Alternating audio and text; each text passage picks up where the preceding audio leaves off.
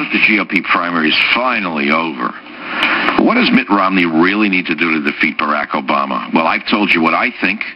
I've written about it in Advice to the Next President in Trickle-Down Tyranny. Well, let's hear her opinion. Let's talk to the executive director of the Edmund Burke Institute, Dr. Grace Futo. Dr. Grace, welcome back to the Savage Nation. Michael, it's great to talk to you. So in your opinion, what does Romney need to do to defeat Barack Obama? One of the key constituencies that Romney has to win over are women. The general election is now on, and the battle for the female vote is on. This is a really tough hurdle for Republicans to climb because they consistently lose the female vote. In 37 years, the only time that they won a majority of the female vote was in 2010. So essentially, in order to win the election, Romney has to do something that is really quite revolutionary for the Republican Party: capture the majority of the female vote. I believe the most important voting bloc in this upcoming general election is the conservative base. What do you think? Well, I think that the women's vote is a really key one, especially in battleground states. You have current polls showing that among 12 of the key battleground states, women are trending towards Obama. And nationally, Obama is leading Romney among women by a huge margin. One of the latest polls says that that margin is as wide as 55% support Obama and 37% support Romney. So Romney has a lot of work to do to win the female vote. And if he doesn't win the female vote, it's highly unlikely that he can win the general election. What does Romney need to do to attract the female vote? Okay, what Romney must do is, first of all, he has to stop making the mistakes that other conservative candidates have made when they do try to win over women. And this really consists of making two huge errors, basically fighting on the ideological turf of liberals. You know, Michael, I find that one of the most frustrating things that I've observed in my many years as an analyst is that conservatives have an ideology that I think is the right ideology, and yet often they accept so many liberal premises, even in the way that they speak, in the way that they argue, and the things that they do. So the first thing Romney has to do is he's got to reject two key liberal premises that prevent women from voting for the GOP. And let's untangle each one of these. The first is this. Liberals think or assume or talk as though women care primarily about their reproductive rights. In reality, this is not true. I mean, let's be honest here. Abortion and contraception, these are now facts of life. I mean, there's no woman that I know who sits around the kitchen table saying, you know what, I'm really concerned about abortion rights in 2012. I'm really, really concerned about contraceptive rights. You know, I challenge any member of the audience out there to say, when was the last time you heard women talking about this?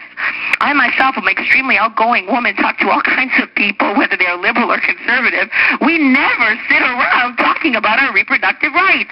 This is a caricature of who women are in 2012. And so I think that conservatives have to understand, take this issue off the table. It's not relevant to your average woman. Not today, not now. There are other issues that are much more pressing.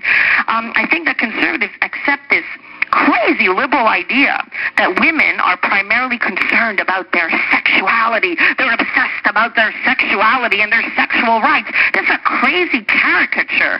Women have their sexual lives in balance. It's in proportion in their life, just like men do nowadays.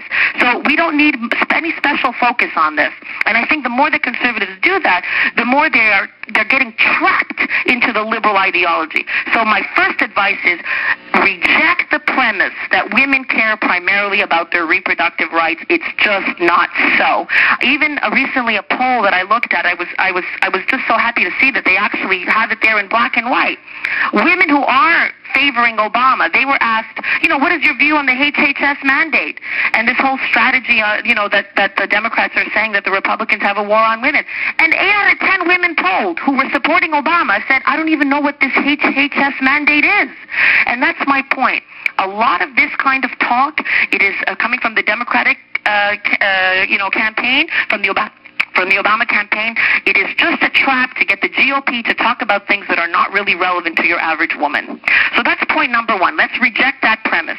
The second premise that the GOP has to reject is basically they are being, in a sense, they're not being true to their own ideology on the campaign trail, and let me explain that. The GOP and conservatives in general, we are the ones who argue that there are natural, inherent differences among men and women. We are the ones who say that that is part of God's plan. God designed the species as male and female, and this does translate into certain qualities that are unique to each species. It doesn't mean that, women are inferior to men, but conservatives understand there are these natural differences. And yet, on the campaign trail, whenever you see a conservative candidate talk about men and women, they accept the liberal premises that men and women are completely equal and the same. And I'll tell you what I mean. You never see a conservative candidate speaking any differently about a woman than a man. So everything that a conservative says about a woman is really bland and generic. In essence, Michael, what's really happening is that this ideology of political correctness makes conservative candidates reject the fundamental premise of their own ideology, which is that men and women are indeed inherently different. And if you're going to attract women, you do have to speak to them differently than you speak to men. So this is a key point. Conservative candidates have to reject the idea that the sexes are the same. That's the liberal premise that they are accepting, even though it is contrary to conservative ideology. Why do you think the Democrats are trying to portray the GOP as having a war on women? It's about abortion, isn't it? Well, I think that what they're trying to do is they're trying to distract the GOP from the key issue, and they're not doing it just with women. They're doing it with everything, right? They're trying to make the next election about a tax plan the Buffett rule, for example. They're trying to make the election anything other than Obama's record. And so when it comes to trying to win over this key constituency, they want to deflect attention from their own failed economic record. So they have an overall strategy, appeal to each constituency specifically by, with a specific strategy, but the overall objective is to prevent us talking about how badly this president has failed every citizen of every gender and race and ideological, group in this country. Dr. Grace, what issues really matter most to women? Well, I want to point out two things.